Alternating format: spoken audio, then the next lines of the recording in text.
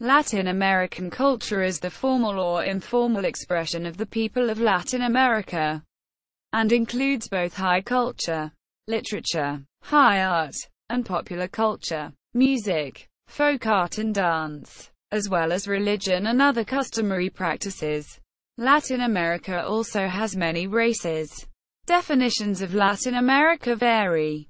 From a cultural perspective, Latin America generally includes those parts of the Americas where Spanish, French or Portuguese prevail. Mexico, most of Central America, and South America. There is also an important Latin American cultural presence in the United States, e.g., California and the Southwest, and cities such as New York City and Miami. There is also increasing attention to the relations between Latin America and the Caribbean as a whole. See further discussion of definitions at Latin America.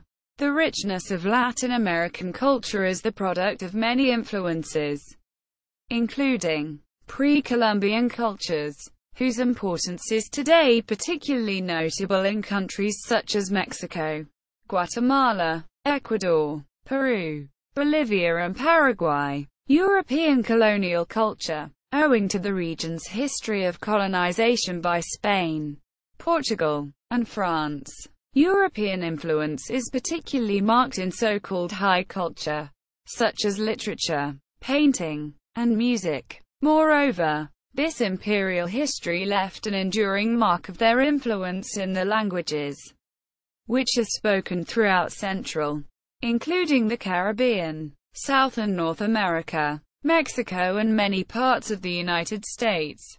The culture of Africa brought by Africans who survived the transatlantic slave trade, which has influenced, for instance, dance, music, cuisine, and religion, especially in countries such as Dominican Republic, Brazil, Panama, Uruguay, Colombia, Haiti, Cuba, and Puerto Rico. 19th and 20th century immigration, e.g., from Spain, Italy, Germany, France and Eastern Europe, also transformed especially countries such as Argentina, Uruguay, Brazil, particularly the southeast and southern regions, Cuba, Chile, Venezuela, Dominican Republic, specifically the northern region, and Mexico, particularly the northern region. Chinese, Indian, Lebanese, Filipino and Japanese immigration and indentured laborers who arrived from the coolie trade influenced the culture of Brazil, Cuba, Dominican Republic, Panama and Peru in areas such as food, art, and cultural trade. Ethnic groups. Latin America has a very diverse population with many ethnic groups and different ancestries. Only in 3 countries do the Amerindians make up the majority of the population. This is the case of Peru, Guatemala and Bolivia. In the rest of the continent, most of the Native American descendants are of mixed-race ancestry. In the 16th, 17th and 18th centuries there was a flow of Iberian emigrants who left for Latin America. It was never a large movement of people, but over the long period of time it had a major impact on Latin American populations. The Portuguese left for Brazil and the Spaniards left for the rest of the vast region. Of the European immigrants, men greatly outnumbered women and many married natives. This resulted in a mixing of the Amerindians and Europeans, and today their descendants are known as mestizos. Even Latin Americans who are considered European usually have some native ancestry. Today, mestizos make up the majority of Latin America's population. Starting in the late 16th century, a large number of African slaves were brought to Latin America, especially to Brazil and the Caribbean. Nowadays, blacks make up the majority of the population in most Caribbean. Many of the African slaves in Latin America mixed with the Europeans, and their descendants, known as mulattoes, make up the majority of the population in some countries, such as the Dominican Republic, and large percentages in Brazil, Colombia, etc. Mixes between the blacks and Amerindians also occurred, and their descendants are known as Zambos. Many Latin American countries also have a substantial triracial population, which ancestry is a mix of Amerindians, Europeans and Africans. Large numbers of European immigrants arrived in Latin America in the late 19th and early 20th centuries, most of them settling in the southern cone, Argentina, Chile, Uruguay, and southern Brazil. Nowadays the southern cone has a majority of people of largely European descent, and in all more than 80% of Latin America's European population, which is mostly descended from 5 groups of immigrants: Italians, Spaniards, Portuguese, French, Germans and, to a lesser extent, Irish, Poles, Greeks, Croats, Russians, Welsh, Ukrainians, etc. In this same period, immigrants came from the Middle East and Asia, including Indians, Lebanese, Syrians, and, more recently, Koreans, Chinese and Japanese, mainly to Brazil. These people only make up a small percentage of Latin America's population, but they have communities in the major cities. This diversity has profoundly influenced religion, music and politics. This cultural heritage is, arguably improperly, called Latin or Latino in United States English, outside of the U.S., and in many languages, especially Romance ones. Latino just means Latin, referring to cultures and peoples that can trace their heritage back to the ancient Roman Empire. Latin American is the proper term. Language. Spanish is the language in the majority of the countries. See Spanish language in the Americas. Portuguese is spoken primarily in Brazil. See Brazilian Portuguese, where it is both the official and the national language. French is also spoken in smaller countries, in the Caribbean, and French Guiana. Several nations, especially in the Caribbean, have their own Creole languages, derived from European languages and various African tongues. Native American languages are spoken in many Latin American nations, mainly Peru, Panama, Ecuador, Guatemala, Bolivia, Paraguay, and Mexico. Nahuatl is one of the most spoken indigenous languages, with more than 1 million speakers in Mexico, which is officially confirmed by a government census. Although Mexico has almost 80 native languages across the country, the government nor the constitution specify an official language, not even Spanish. Also, some regions of the nation do not speak any modern way of language and still preserve their ancient dialect without knowing any other language. Guarani is, along with Spanish, the official language of Paraguay, and is spoken by a majority of the population. Other European languages spoken include Italian in Brazil and Argentina, German in southern Brazil, southern Chile and Argentina, and Welsh in southern Argentina. Religion. The primary religion throughout Latin America is Christianity, 90%, mostly Roman Catholicism. Latin America, and in particular Brazil, were active in developing the quasi-socialist Roman Catholic movement known as liberation theology. Practitioners of the Protestant, Pentecostal, Evangelical, Jehovah's Witnesses, Mormon, Buddhist, Jewish, Muslim, Hindu, Baha'i, and indigenous denominations and religions exist.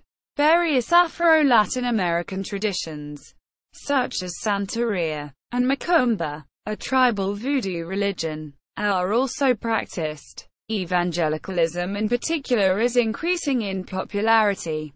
Folklore, arts, visual art. Beyond the rich tradition of indigenous art, the development of Latin American visual art owed much to the influence of Spanish, Portuguese and French Baroque painting, which in turn often followed the trends of the Italian masters. In general, This artistic Eurocentrism began to fade in the early 20th century, as Latin Americans began to acknowledge the uniqueness of their condition and started to follow their own path. From the early 20th century, the art of Latin America was greatly inspired by the constructivist movement. The constructivist movement was founded in Russia around 1913 by Vladimir Tatlin. The movement quickly spread from Russia to Europe and then into Latin America. Joaquin Torres Garcia and Manuel Rendon have been credited with bringing the constructivist movement into Latin America from Europe. An important artistic movement generated in Latin America is muralism, represented by Diego Rivera, David Alfaro Siqueiros, José Clemente Orozco, Rufino Tamayo and many others in Mexico, and Santiago Martínez Delgado, Pedro Nel Gómez in Colombia. Cândido Portinari represented the monumentality of muralism in his paintings, making chronicles the Brazilian people and the realities. Some of the most impressive muralist works can be found in Mexico, Colombia, New York, San Francisco, Los Angeles and Philadelphia. Mexican painter Frida Kahlo remains by far the most known and famous Latin American artist.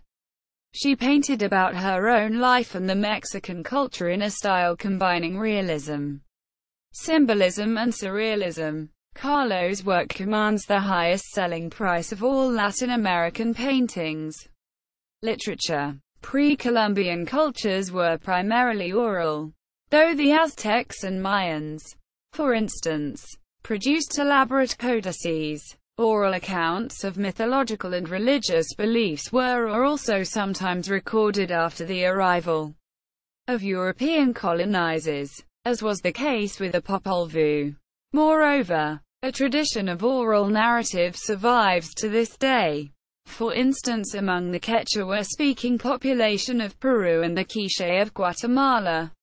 From the very moment of Europe's discovery of the continent, early explorers and conquistadors produced written accounts and chronicles of their experience, such as Columbus's letters or Bernal Diaz del Castillo's description of the conquest of Mexico.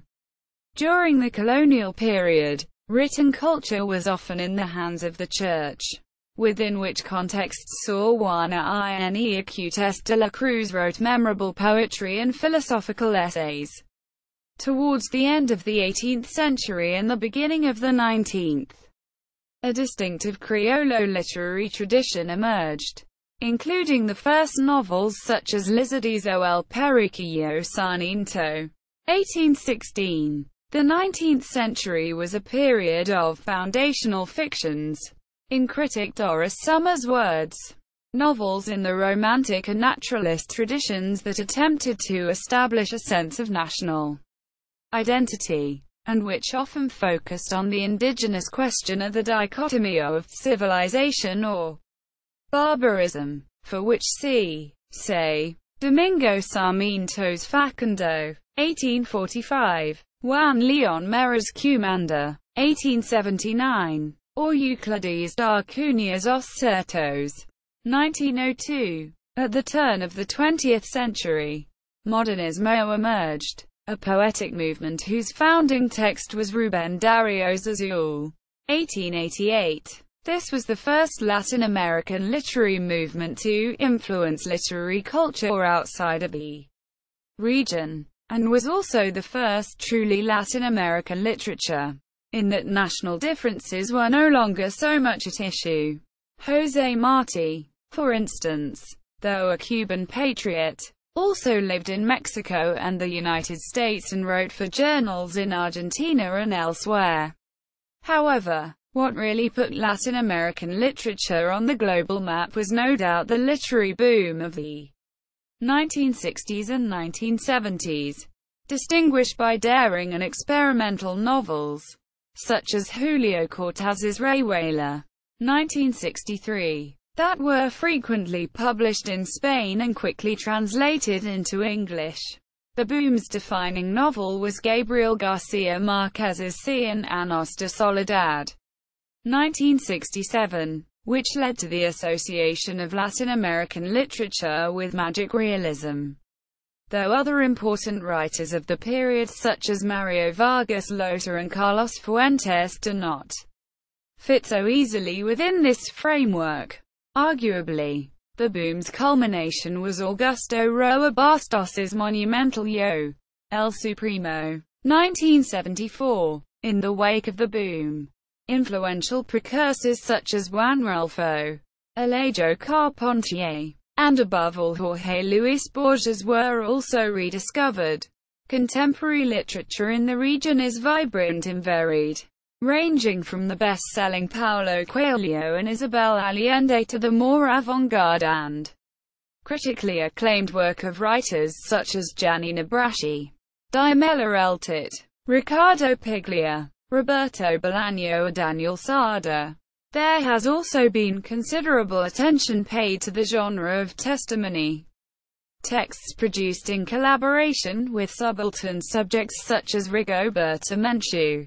Finally, a new breed of chroniclers is represented by the more journalistic Carlos Monsivais and Pedro Lemebel. The region boasts 6 Nobel Prize winners, in addition to the Colombian Garcia Marquez, 1982. Also the Chilean poet Gabriela Mistral, 1945. The Guatemalan novelist Miguel Angeles Chorius, 1967. The Chilean poet Pablo Neruda, 1971. The Mexican poet and essayist Octavio Paz, 1990. And the Peruvian writer Mario Vargas Llosa, 2010. Philosophy. In the 1870 to 1930 period, the philosophy of positivism or scientificismo, associated with Auguste Comte in France and Herbert Spencer in England, exerted a strong influence on intellectuals,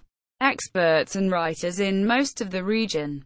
Intellectuals embraced positivism with enthusiasm as they say it as the key to modernization of their economies and societies and a weapon to break the old colonial patterns that still survived. Positivism influenced government policy. In Mexico, for example, the administration of President Porfirio Diaz, 1876 to 1911, relied heavily on a group of scientific and technocratic advisors who reflected positivist thinking. Music. Latin American music comes in many varieties, from the simple, rural conjunto music of northern Mexico to the sophisticated habanera of Cuba, from the symphonies of Heitor Villa-Lobos to the simple and moving Andean flute. Music has played an important part in Latin America's turbulent recent history. For example, the Nueva Canción movement. Latin music is very diverse, with the only truly unifying thread being the use of the Spanish language or, in Brazil, its close cousin the Portuguese language. Latin America can be divided into several musical areas. Andean music, for example, includes the countries of West and South America, typically Peru, Bolivia, Argentina, Ecuador, Chile and Venezuela. Central American music includes Nicaragua, El Salvador, Belize, Guatemala, Honduras, and Costa Rica. Caribbean music includes the Caribbean coast of Colombia, Panama, and many Spanish and French-speaking islands in the Caribbean, including Haiti, the Dominican Republic, Cuba, Puerto Rico, and the less noted Martinique and Guadeloupe. The inclusion of the French West Indies varies by scholars. Brazil perhaps constitutes its own musical area, both because of its large size and incredible diversity as well as its unique history as a Portuguese colony. Although Spain isn't a part of Latin America, Spanish music, and Portuguese music, and Latin American music strongly cross-fertilized each other. But Latin music will also absorbed influences from the Anglo-Saxon world, and particularly African music. One of the main characteristics of Latin American music is its diversity. From the lively rhythms of Central America and the Caribbean to the more austere sounds of Southern South America. Another feature of Latin American music is its original blending of the variety of styles that arrived in the Americas and became influential. From the early Spanish and European Baroque to the different beats of the African rhythms. Latino-Caribbean music, such as salsa, merengue, bachata, etc., are styles of music that have been strongly influenced by African rhythms and melodies. Other musical genres of Latin America include the Argentine and Uruguayan tango, the Colombian cumbia and vallenato, Mexican bolero, ranchera, Nicaraguan palo de mayo, Uruguayan candombe, the Panamanian cumbia, tamborito, saloma and paseo, and the various styles of music from pre-Columbian traditions that are widespread in the Andean region. In Brazil, samba, American jazz, European classical music and choro combined into bossa nova. Recently the Haitian compa has become increasingly popular. The classical composer Heitor Villa-Lobos, 1887–1959, worked on the recording of native musical traditions within his homeland of Brazil. The traditions of his homeland heavily influenced his classical works. Also notable is the much recent work of the Cuban Leo Brouwer and guitar work of the Venezuelan Antonio Lauro and the Paraguayan Agustin Barrios.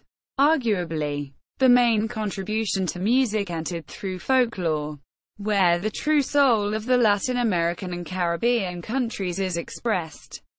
Musicians such as Atahualpa Yupanqui, Violeta Parra, Victor Jara, Mercedes Sosa, Jorge Negrete, Caetano Veloso, Yma Sumac and others gave magnificent examples of the heights that this soul can reach. For example, the Uruguayan-born and first Latin American musician to win an Oscar Prize, Jorge Drexler. Latin pop, including many forms of rock, is popular in Latin America today. See Spanish-language rock and roll. Film. Latin American film is both rich and diverse, but the main centers of production have been Mexico, Argentina, Brazil, and Cuba. Latin American cinema flourished after the introduction of sound, which added a linguistic barrier to the export of Hollywood film south of the border. The 1950s and 1960s saw a movement towards third cinema, led by the Argentine filmmakers Fernando Solanas and Octavio Getino. More recently, a new style of directing and stories filmed has been tagged as New Latin American Cinema. Quote, Mexican movies from the golden era in the 1940s are significant examples of Latin American cinema, with a huge industry comparable to the Hollywood of those years. More recently, movies such as Amores Perros, 2000, and Y Tu Mama Tambien, 2001, have been successful in creating universal stories about contemporary subjects, and were internationally recognized. Nonetheless, the country has also witnessed the rise of experimental filmmakers such as Carlos Reygardas and Fernando Imbach, who focus on more universal themes and characters. Other important Mexican directors are Arturo Ripstein and Guillermo del Toro. Argentine cinema was a big industry in the first half of the 20th century. After a series of military governments that shackled culture in general, the industry re-emerged after the 1976–1983 military dictatorship to produce the Academy Award winner The Official Story in 1985. The Argentine economic crisis affected the production of films in the late 1990s and early 2000s. But many Argentine movies produced during those years were internationally acclaimed, including Plata Quemada, 2000, Nueve Reinas, 2000, El Abrazo Partido, 2004, and Roma, 2004. In Brazil, the Cinema Novo movement created a particular way of making movies with critical and intellectual screenplays, a clearer photography related to the light of the outdoors in a tropical landscape, and a political message. The modern Brazilian film industry has become more profitable inside the country, and some of its productions have received prizes and recognition in Europe and the United States. Movies like Central do Brasil, 1999, and Cidade de Deus, 2003, have fans around the world, and its directors have taken part in American and European film projects. Cuban cinema has enjoyed much official support since the Cuban Revolution, and important filmmakers include Thomas Gutierrez Elia. Modern dance.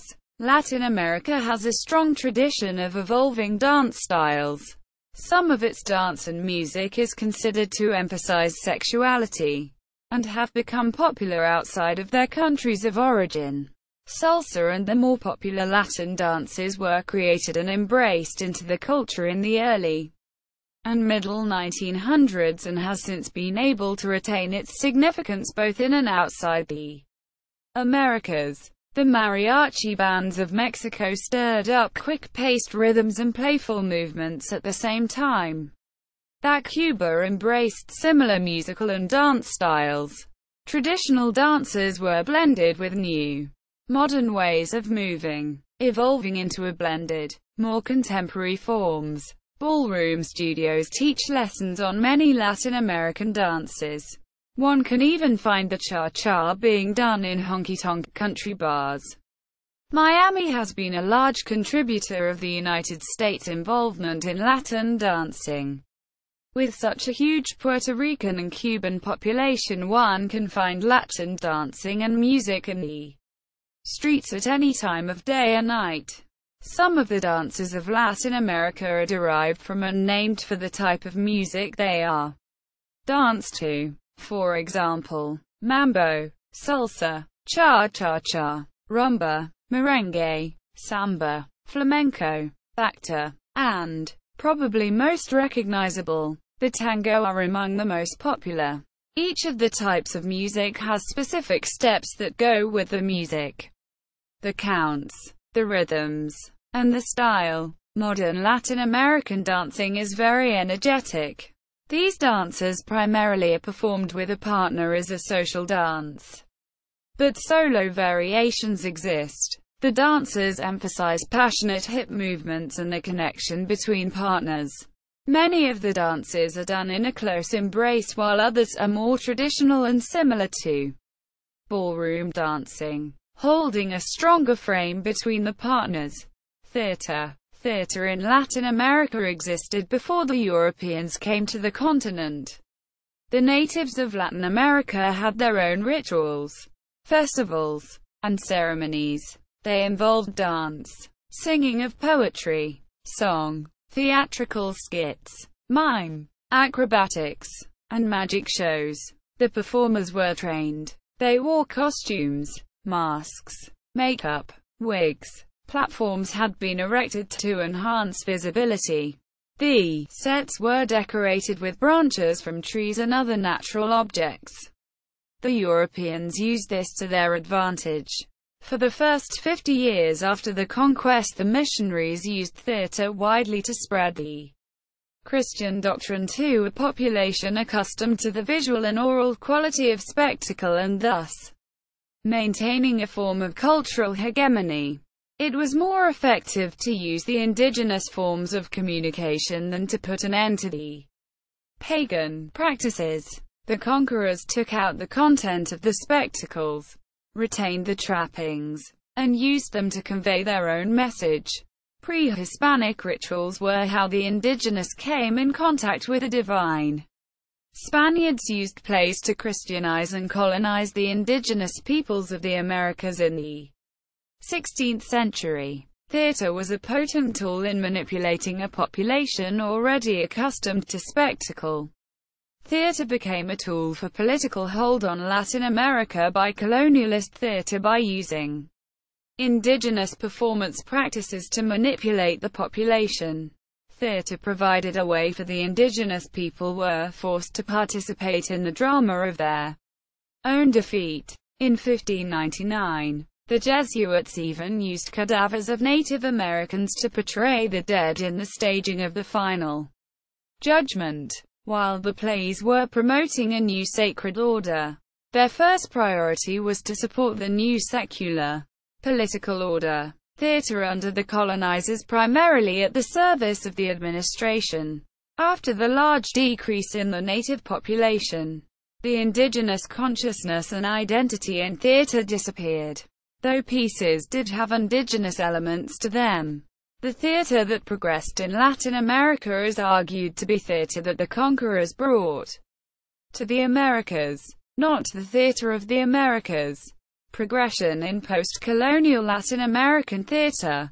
Internal strife and external interference have been a drive behind Latin American history which applies the same to theatre.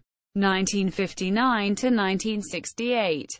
Dramaturgical structures and structures of social projects leaned more toward constructing a more native Latin American base called the Nuestra America. 1968 to 1974. Theatre tries to claim a more homogeneous definition which brings in more European models. At this point, Latin American theatre tried to connect to its historical roots. 1974 to 1984. The search for expression rooted in the history of Latin America became victims of exile and death. Cuisine. Latin American cuisine is a phrase that refers to typical foods, beverages, and cooking styles common to many of the countries and cultures in Latin America. It should be noted that Latin America is a very diverse area of land that holds various cuisines that vary from nation to nation. Some items typical of Latin American cuisine include maize-based dishes, tortillas, tamales, pupusas, and various salsas and other condiments. Guacamole, pico de gallo, mole. These spices are generally what give the Latin American cuisines a distinct flavor in penas.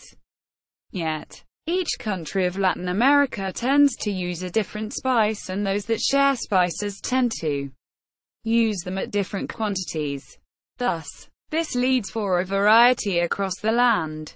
Meat is also greatly consumed and constitutes one of the main dishes in many Latin American countries where they're considered specialties, referred to as asado or churrasco.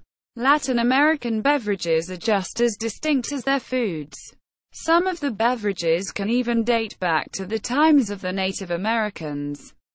Some popular beverages include mate, pisco sour, horchata, chicha, atole, cacao and aguas frescas. Desserts in Latin America include dulce de leche, alfajor, arroz con leche, tres leches cake, tija and flan. Regional cultures. Mexico. Traditionally, Mexicans have struggled with the creation of a united identity. The issue is the main topic of Mexican Nobel Prize winner Octavio Paz's book The Labyrinth of Solitude. Mexico is a large country with a large population, therefore having many cultural traits found only in some parts of the country. The north of Mexico is the least culturally diverse due to its very low Native American population and high density of those of European descent. Northern Mexicans are also more Americanized due to the common border with the United States. Central and southern Mexico is where many well-known traditions find their origin. Therefore, the people from this area are in a way the most traditional. But their collective personality can't be generalized. People from Puebla, for instance, are thought to be conservative and reserved. And just a few kilometers away, the people from Veracruz have the fame of being very outgoing and liberal. Chilangos, Mexico City natives, are believed to be a bit aggressive and self-centered. The Regiomontanos, from Monterrey, are thought to be rather proud, regardless of their social status. Almost every Mexican state has its own accent, making it fairly easy to distinguish the origin of someone by their use of language. The derogatory term naco was forged by the middle and upper-class Mexicans to refer to the native or mestizo population. The term allegedly comes from the word Totonaco, which is one of the ethnic groups in Valdo, Mexico. Its use has been made popular even among the poorest classes. Mexicans differ in opinion about the meaning of the word. Some would use it for a person who dresses in a tacky or tasteless manner.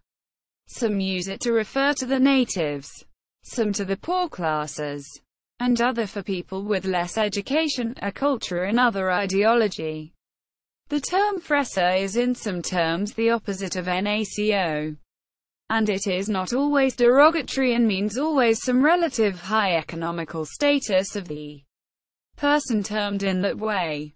Traditionally, people with more European looks and belonging to the middle or high classes are called fresas.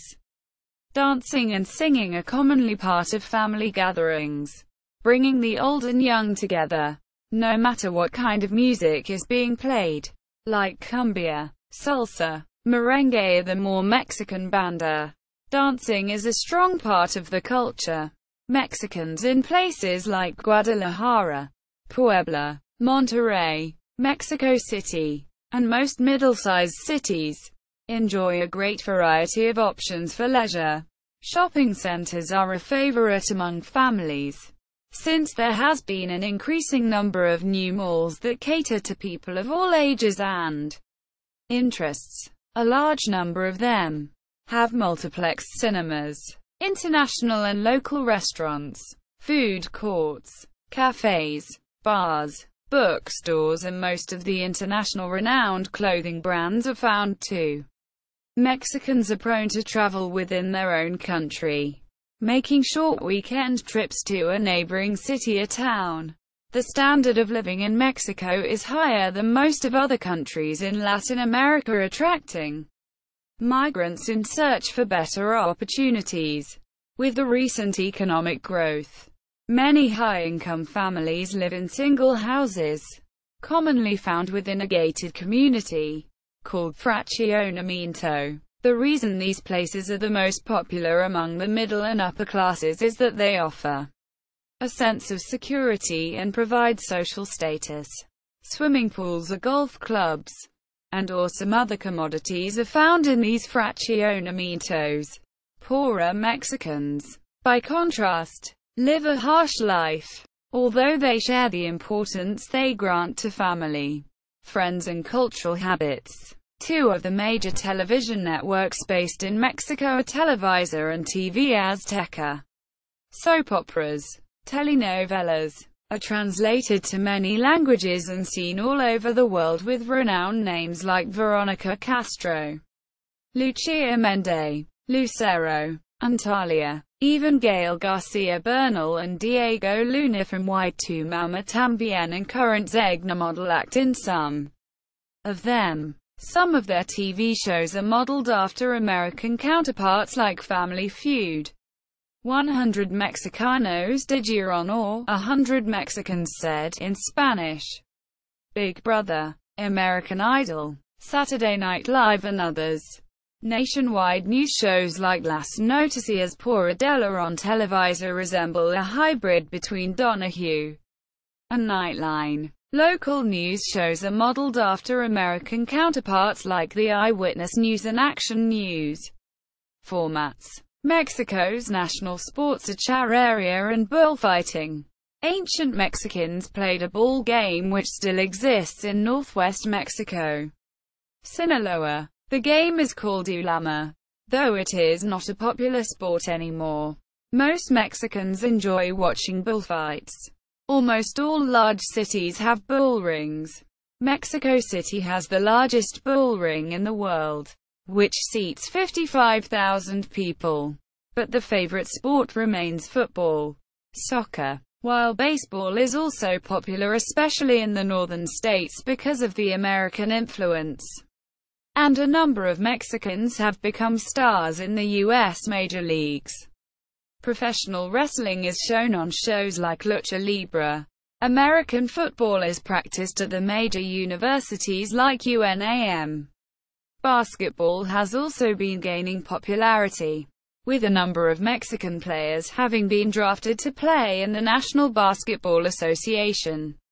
Central America equals Guatemala equals. The culture of Guatemala reflects strong Mayan and Spanish influences and continues to be defined as a contrast between poor Mayan villages in the rural highlands and the urbanized and wealthy mestizos population who occupy the cities and surrounding agricultural plains. The cuisine of Guatemala reflects the multicultural nature of Guatemala, in that it involves food that differs in taste depending on the region. Guatemala has 22 departments, or divisions, each of which has very different food varieties. For example, Antigua Guatemala is well known for its candy, which makes use of many local ingredients, fruits, seeds and nuts, along with honey, condensed milk and other traditional sweeteners. Antigua's candy is very popular when tourists visit the country for the first time, and is a great choice in the search for new and interesting flavors. Many traditional foods are based on Maya cuisine and prominently feature corn, chilies and beans as key ingredients. Various dishes may have the same name as a dish from a neighboring country, but may in fact be quite different. For example, the enchilada or quesadilla, which are nothing like their Mexican counterparts. The music of Guatemala is diverse. Guatemala's national instrument is the marimba, an idiophone from the family of the xylophones, which is played all over the country, even in the remotest corners.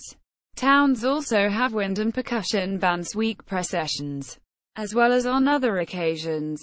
The Garifuna people of Afro-Caribbean descent, who are spread thinly on the northeastern Caribbean coast, have their own distinct varieties of popular and folk music.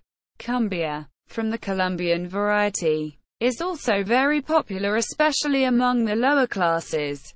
Dozens of rock bands have emerged in the last 2 decades, making rock music quite popular among young people. Guatemala also has an almost 5-century-old tradition of art music, spanning from the first liturgical chant and polyphony introduced in 1524 to contemporary art music. Much of the music composed in Guatemala from the 16th century to the 19th century has only recently been unearthed by scholars and is being revived by performers. Guatemalan literature is famous around the world, whether in the indigenous languages present in the country or in Spanish, though there was likely literature in Guatemala before the arrival of the Spanish. All the texts that exist today were written after their arrival. The Popol Vuh is the most significant work of Guatemalan literature in the Quiché language, and one of the most important of pre-Columbian American literature. It is a compendium of Mayan stories and legends, aimed to preserve Mayan traditions. The first known version of this text dates from the 16th century and is written in Quiché, transcribed in Latin characters. It was translated into Spanish by the Dominican priest Francisco Ximénez in the beginning of the 18th century. Due to its combination of historical, mythical, and religious elements, it has been called the Mayan Bible. It is a vital document for understanding the culture of pre-Columbian America. The Rabanalachi is a dramatic work consisting of dance and text that is preserved as it was originally represented. It is thought to date from the 15th century and narrates the mythical and dynastic origins of the Quechua people, and the relationships with neighboring peoples. The Rabanalachi is performed during the Rabanal festival of January 25, the day of St. Paul. It was declared a masterpiece of oral tradition of humanity by UNESCO in 2005. The 16th century saw the first native-born Guatemalan writers that wrote in Spanish.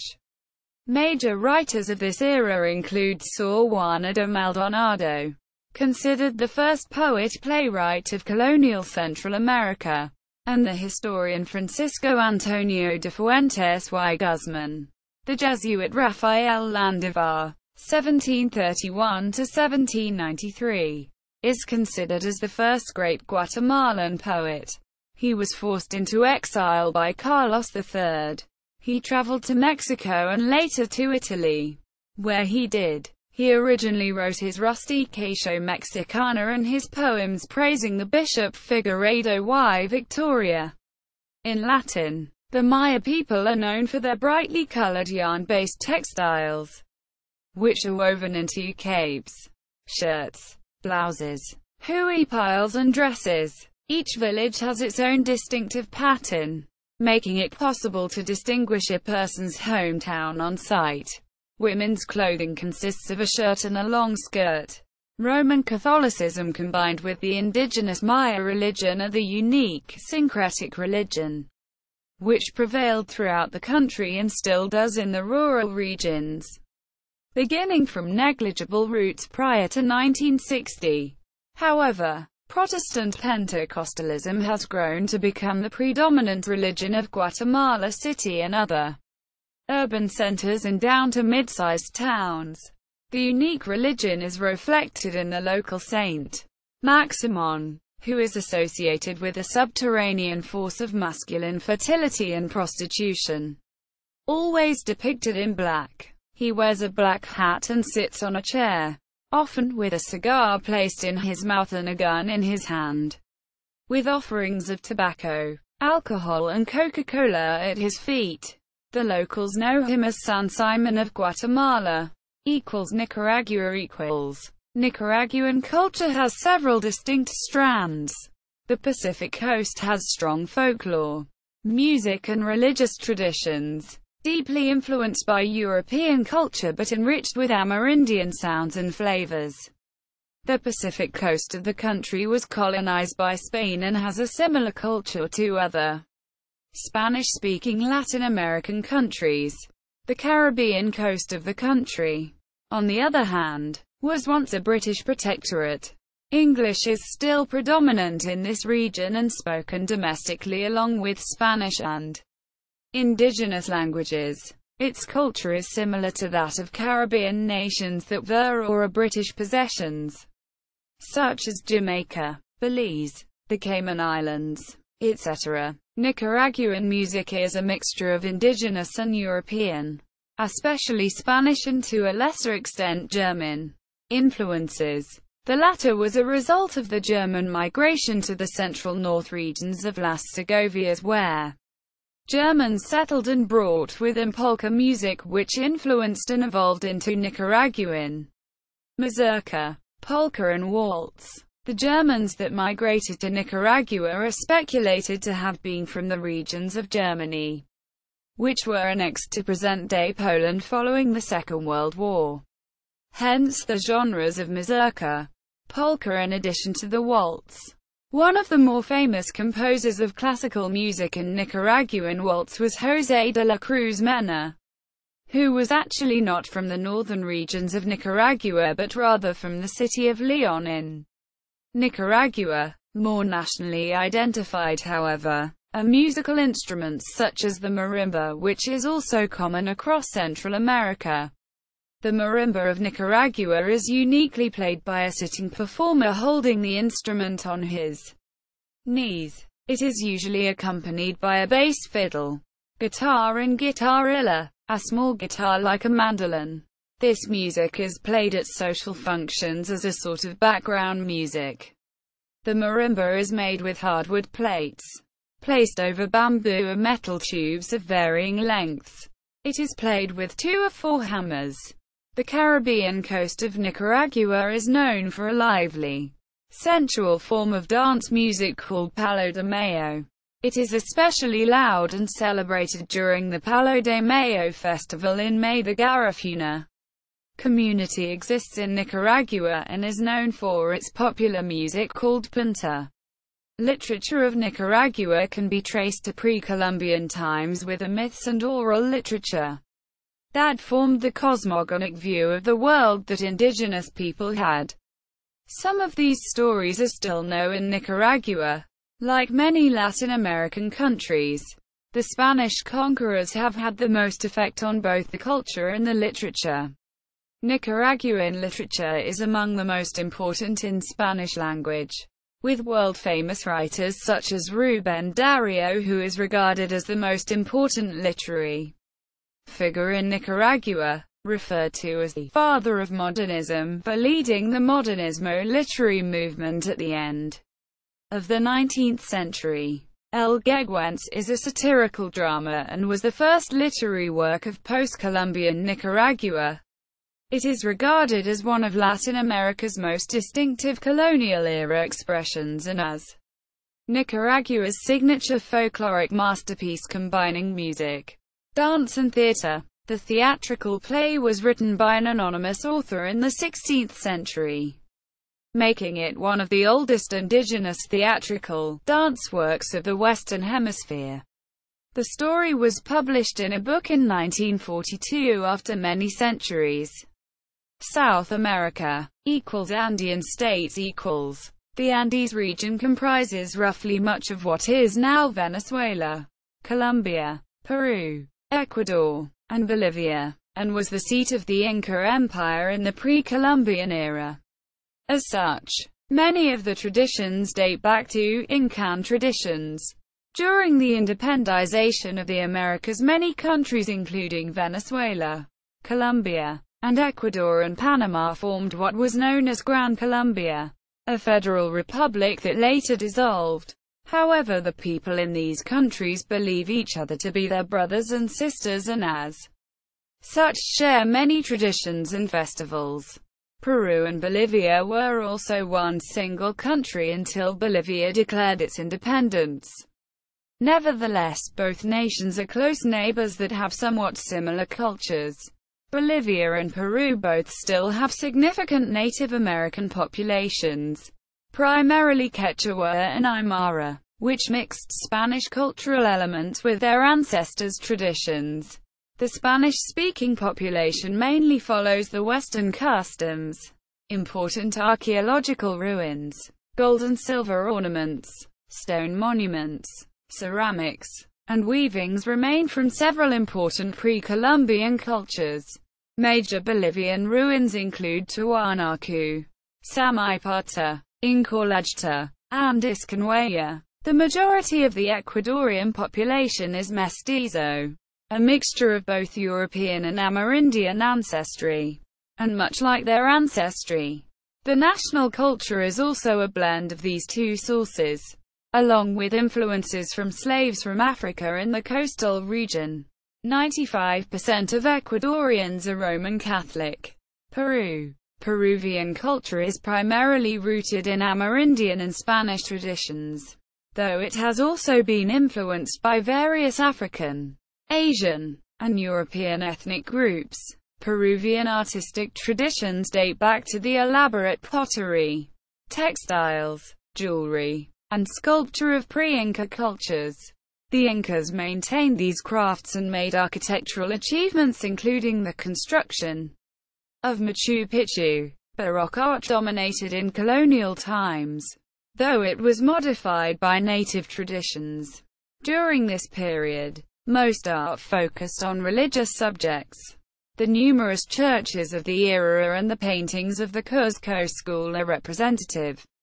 Art stagnated after independence until the emergence of indigenismo in the early 20th century. Since the 1950s, Peruvian art has been eclectic and shaped by both foreign and local art currents. Peruvian literature has its roots in the oral traditions of pre-Columbian civilizations. Spaniards introduced writing in the 16th century, and colonial literary expression included chronicles and religious literature. After independence, costumbrism and romanticism became the most common literary genres, as exemplified in the works of Ricardo Palma. In the early 20th century, the indigenismo movement produced such writers as Ciro Alegria, José María Arguedas, and C. Acute Sar Vallejo. During the second half of the century, Peruvian literature became more widely known because of authors such as Mario Vargas Llosa, a leading member of the Latin American boom.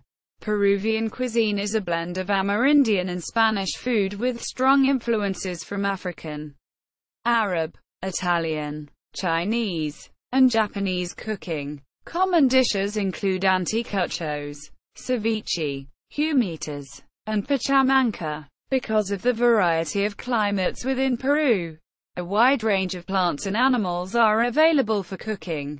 Peruvian cuisine has recently received acclaim due to its diversity of ingredients and techniques. Peruvian music has Andean, Spanish and African roots. In pre-Hispanic times, musical expressions varied widely from region to region. The quena and the tinea were two common instruments. Spanish conquest brought the introduction of new instruments such as the guitar and the harp, as well as the development of crossbred instruments like the charango. African contributions to Peruvian music include its rhythms and the cajon, a percussion instrument. Peruvian folk dances include the marinara, tondero and huayno. Colombia. The culture of Colombia lies at the crossroads of Latin America. Thanks partly to geography, Colombian culture has been heavily fragmented into 5 major cultural regions. Rural to urban migration and globalization have changed how many Colombians live and express themselves as large cities become melting pots of people, many of whom are refugees from the various provinces. According to a study in late 2004 by the Erasmus University in Rotterdam, Colombians are one of the happiest people in the world. This despite its 4-decade-long armed conflict involving the government, paramilitaries, drug lords, corruption and guerrillas like the FARC and ELN. Many aspects of Colombian culture can be traced back to the culture of Spain of the 16th century, and its collision with Colombia's native civilizations. C. Muisca, Tayrona. The Spanish brought Catholicism, African slaves, the feudal encomienda system, and a caste system that favored European-born whites. After independence from Spain, the criollos struggled to establish a pluralistic political system between conservative and liberal ideals. Ethno-racial groups maintained their ancestral heritage culture. Whites tried to keep themselves, despite the growing number of illegitimate children of mixed African or indigenous ancestry. These people were labeled with any number of descriptive names, derived from the casta system, such as mulatto and merino. Blacks and indigenous people of Colombia also mixed to form zambos, creating a new ethno-racial group in society. This mix also created a fusion of cultures. Carnivals, for example, became an opportunity for all classes and colors to congregate without prejudice. The introduction of the Bill of Rights of Men and the abolishment of slavery, 1850, eased the segregationist tensions between the races. But the dominance of the whites prevailed and prevails to some extent to this day. The Industrial Revolution arrived relatively late at the beginning of the 20th century with the establishment of the Republic of Colombia. Colombians had a period of almost 50 years of relative peace, interrupted only by a short armed conflict with Peru over the town of Leticia in 1932. Bogotá, the principal city, was the World Book Capital in 2007. In 2008 by the Ibero-American Theatrum Festival, Bogotá has been proclaimed as the world capital of theater. Venezuela. Venezuelan culture has been shaped by indigenous, African and especially European Spanish. Before this period, indigenous culture was expressed in art, petroglyphs, crafts, architecture, chabonos, and social organization. Aboriginal culture was subsequently assimilated by Spaniards. Over the years, The hybrid culture had diversified by region. At present, the Indian influence is limited to a few words of vocabulary and gastronomy. The African influence in the same way. In addition to musical instruments like the drum, the Spanish influence was more important and in particular came from the regions of Andalusia and Extremadura, places of origin of most settlers in the Caribbean during the colonial era. As an example of this can include buildings, part of the music, the Catholic religion and language. Spanish influences are evident bullfights and certain features of the cuisine. Venezuela also enriched by other streams of Indian and European origin in the 19th century, especially France. In the last stage of the great cities and regions entered the U.S. oil source and demonstrations of the new immigration of Spanish, Italian and Portuguese, increasing the already complex cultural mosaic. For example, from the United States comes the influence of the taste of baseball and modern architectural structures. Venezuelan art is gaining prominence.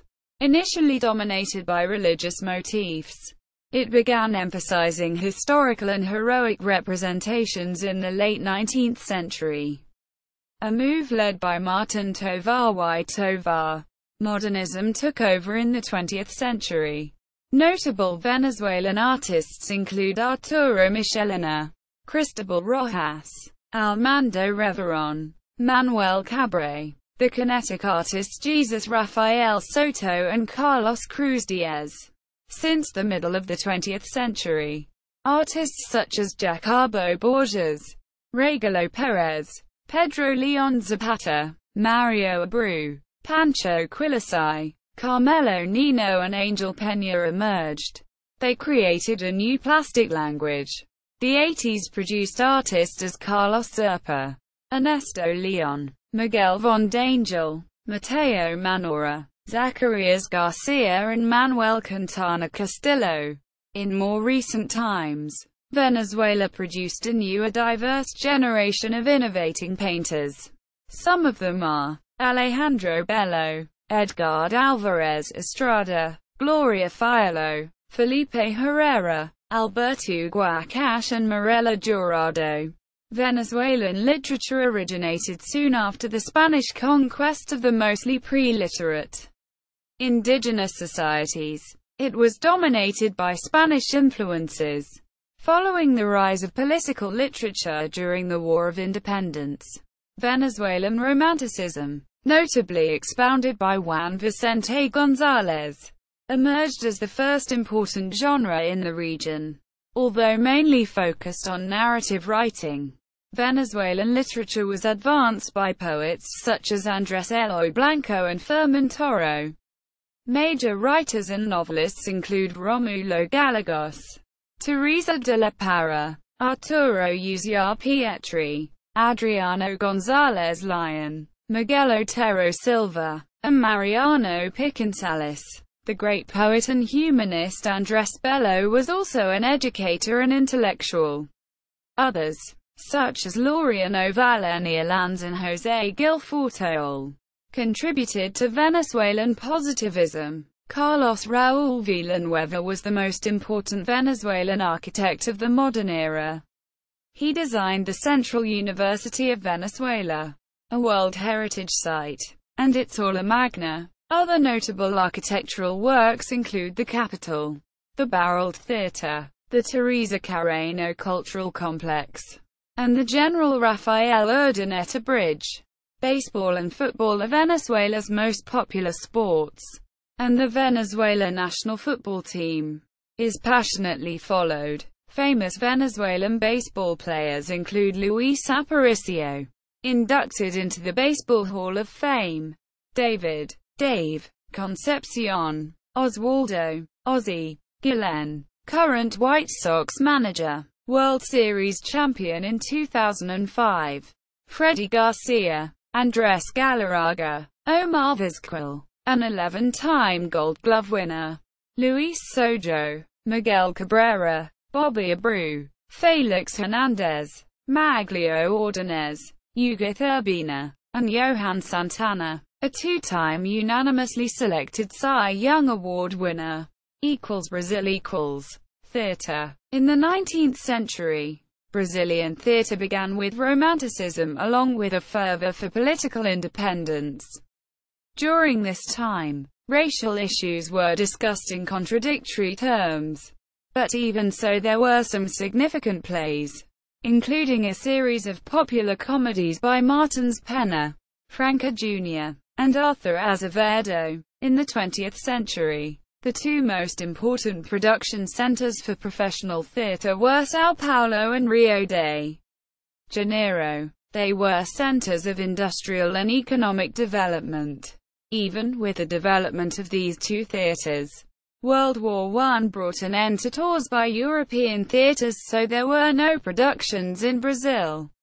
During this time, in November 1927, Álvaro Moreira founded the toy theater, Teatro de Brinquedo. Like this company, it was in the late 1920s when the first stable theater companies formed around well-known actors. These actors were able to practice authentic Brazilian gestures gradually freed from Portuguese influence. Except for some political criticism in the low comedies, the dramas of this period were not popular. Occasionally, the question of dependence on Europe and North America was raised. Even with more Latin American influence of theater starting to filter in, its theater still was under heavy influence of Europe. The Brazilian comedy theater, Teatro Brasileiro de Comédia, was created in 1948.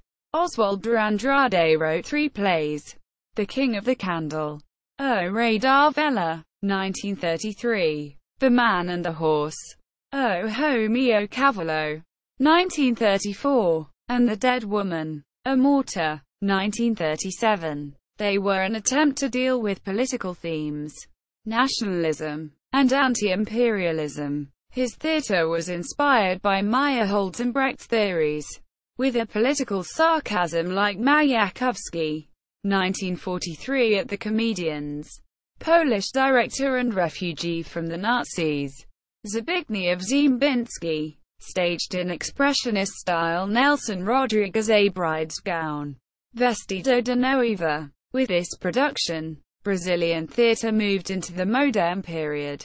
World War II saw Brazil gain several foreign directors, especially from Italy, who wanted to make a theatre free from nationalistic overtones. Paradoxically, this led to a second renewal which engaged popular forms and sentiments. A renewal that was decidedly nationalistic with social and even communist leanings. During this time, the Stanislavski system of acting was most popular and widely used. Stanislavski himself came to Brazil via Eugenio Kuznet, a Russian actor who had met him at the Moscow Art Theatre. The next phase was from 1958 to the signing of the Institutional Act No. 5 in 1968. It marked the end of freedom and democracy. These 10 years were the most productive of the century. During these years, dramaturgy matured through the plays of Guarnieri, Villaninha, Bol, Dias Gomes, and Chico de Assis, as did mise-en-scene in the work of Bol, Jos Celso Martinez Correa, Flivio Rangel, and Antunes Filho. During this decade, a generation accepted theatre as an activity with social responsibility. At its height, this phase of Brazilian theatre was characterized by an affirmation of national values. Actors and directors became political activists who risked their jobs and lives daily. Through this growth of Latin America politically and the influence of European theatre, an identity of what is theatre in Latin America stemmed out of it. Modern painting. Modern painting was born in Brazil in Modern Art Week in 1922. Among the artists who have excelled in the 20th century are Tarsila do Amaral and his Cubist influence, as Di Cavalcanti, Candido Portinari, also influenced by Cubism and Expressionism, as the great names of Brazilian art. and is the painter of War and Peace. A panel at the United Nations in New York. Photography. Brazilian contemporary photography is one of the most creative in Latin America, growing in international prominence each year with exhibitions and publications. Names like Miguel Rio Branco, Vic Muniz, Sebastião Salgado, Guy Valozu, and others. Get strong. The Southern Cone = See also. Culture of South America. Hispanic culture. Culture by region. Arts by region. Sumac Housey. Bibliography. Bailey. Gorvin Alexander. Art of Colonial Latin America. London. Phaidon. 2005. Bayon. Damien. Art. C. 1920 c. 1980. In. Leslie Bethel. ed. A Cultural History of Latin America. Cambridge. University of Cambridge. 1998. pp. 393-454. In Spanish. Bellornd. Victor Andrés. Peruanidad. Lima. BCR. 1983. Conker. Jamie. Poetry. C. 1920-1950. In. Leslie Bethel. ed. A Cultural History of Latin America. Cambridge. University of Cambridge. 1998. pp. 227-260. Custer. Tony. The Art of Peruvian Cuisine. Lima. Editions Ganesha. 2003. Lucy Smith. Edward. Latin American Art of the 20th Century. London. Thames and Hudson. 1993. Martin. Gerald. Literature, Music and the Visual Arts. C. 1822-1870. In. Leslie Bethel. ed. A Cultural History of Latin America. Cambridge. University of Cambridge. 1998. pp. 3-45. Martin. Gerald. Narrative since c. 1920. In. Leslie Bethel. ed. A Cultural History of Latin America. Cambridge. University of Cambridge. 1998. pp. 133-225. Olson. Dale. Music of El Dorado. The Ethnomusicology of Ancient South American Cultures. Gainesville. University Press of Florida. 2002. In Spanish. Romero. Raúl. La Música Tradicional y Popular. In. Patronato Popular y Porvenir. La Música en el Perú. Lima. Industrial Graphica. 1985. pp. 215-283. Romero. Raúl. Andean Peru. In. John Schechter. ed. Music in Latin American Culture. Regional Tradition. New York. Schirmer Books. 1999. pp. 383-423. Torino. Thomas. Tarango. In. Stanley Sadie. ed. The New Grove Dictionary of Musical Instruments. New York. Macmillan Press Limited.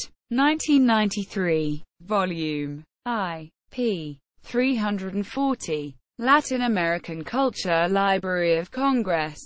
Mexican Celebrations Eric. Latino History and Culture Smithsonian Institution.